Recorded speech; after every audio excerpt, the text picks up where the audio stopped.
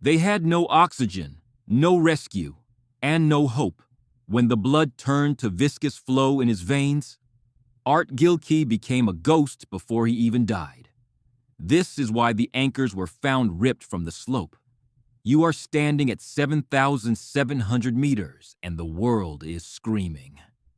The air here doesn't nourish. It claws at your lungs like cold glass. You see a scrap of orange nylon, faded and whipped into a frenzy by wind speeds exceeding 100 kilometers per hour. There is no scent of life, only the sharp metallic tang of ozone and the heavy smell of old kerosene. This is Camp 8, the highest staging point on K2. It was meant to be a sanctuary, but in August 1953, it became a tomb for the living, a place where the air itself turned into a vacuum. The ambition was pure. 8 Americans, led by Dr. Charles Houston, aiming to conquer the world's most savage peak without supplemental oxygen. They arrived with 1,500 pounds of gear and a strategy of total self-reliance. By August 1st, they were within striking distance of the summit, fueled by 2,000 calories of hope and the arrogance of high-altitude fitness. But the mountain has its own logic. A 10-day blizzard slammed the ridge, pinning them into a frozen corner.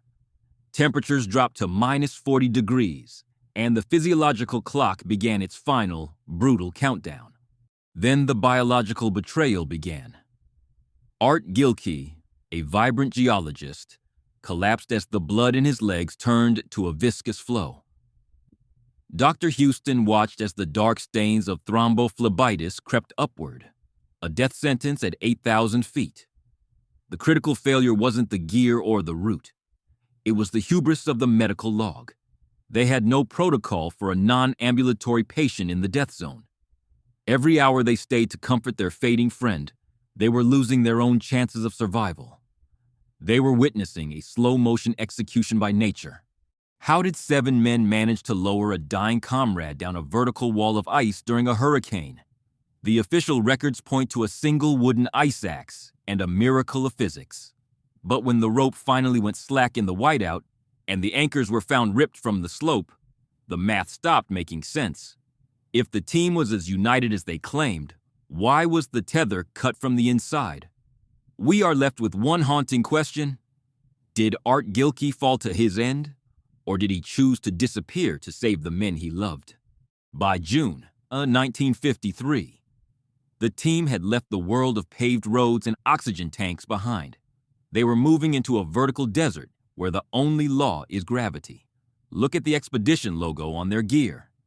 It was a symbol of absolute hubris.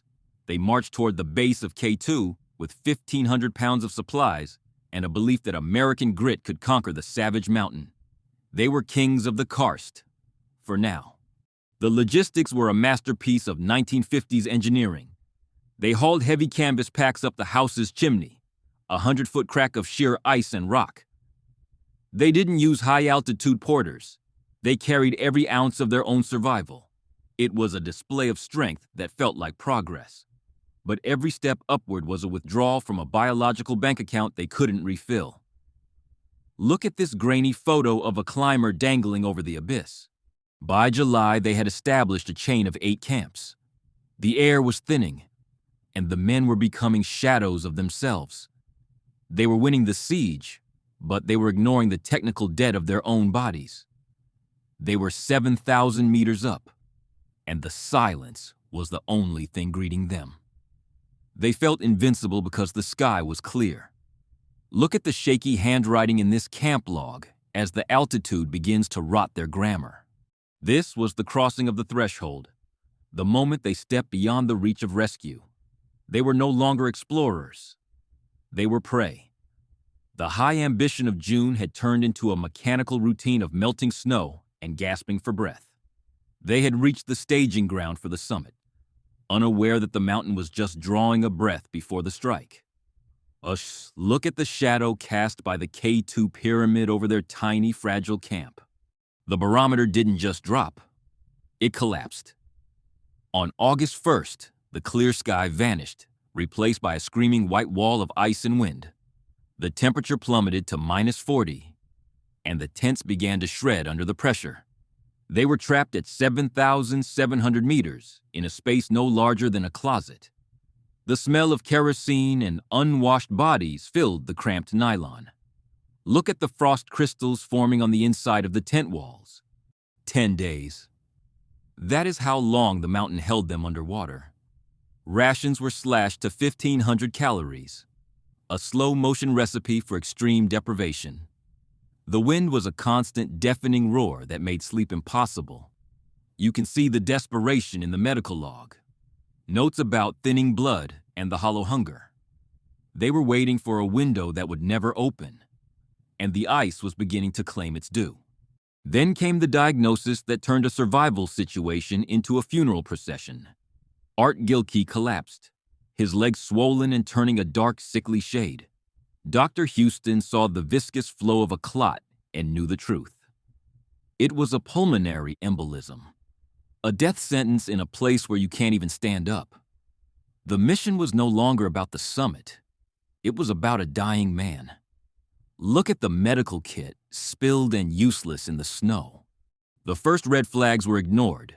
The gear was failing, and the hidden sickness was now a localized catastrophe.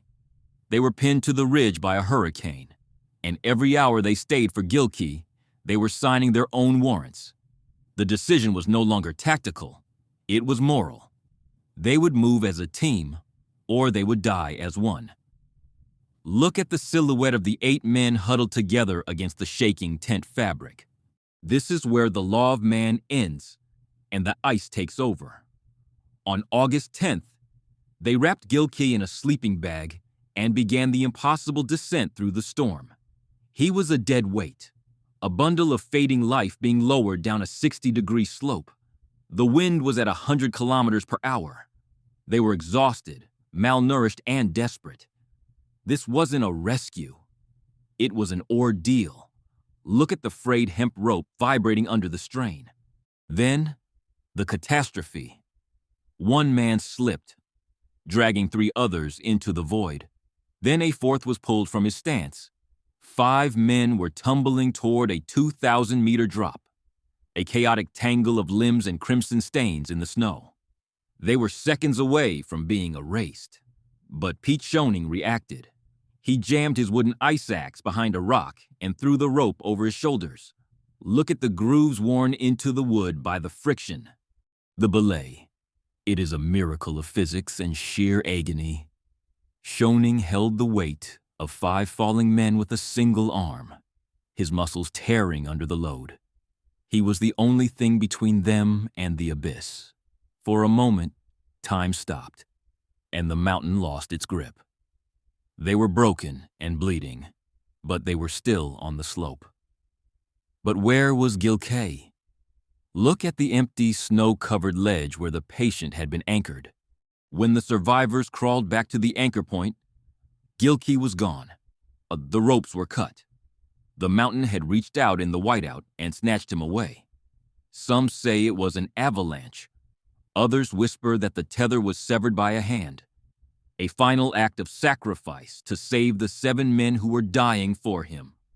Look at the cut end of the nylon rope. The mystery that the official reports refuse to solve. The snow covers the mistakes, but the journals don't lie. The 7 survivors stumbled back into base camp 5 days later, hollow-eyed ghosts of the men who had left in June. They had no summit photos, only frostbite and the memory of a scream in the wind.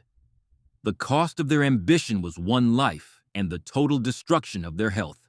Look at this photo of the survivors' faces, the 1,000-yard stare of the lost. The forensic verdict is cynical. The 1953 expedition was a tactical failure of the highest order. They ignored the weather, they lacked a plan for casualties, and they bet their lives on a wooden axe. But the legacy is different. They didn't abandon their friend. In the history of exploration, that is a rare, dark victory. Look at the Gilkey Memorial, a pile of stones that has become the most sacred site on the mountain. Decades later, the mountain finally gave up its secrets. Gilkey's remains were found at the base, proof that the ice never forgets. The technical debt was paid in full. We see the final desperate entry in the log, a plea for a wind that never stopped.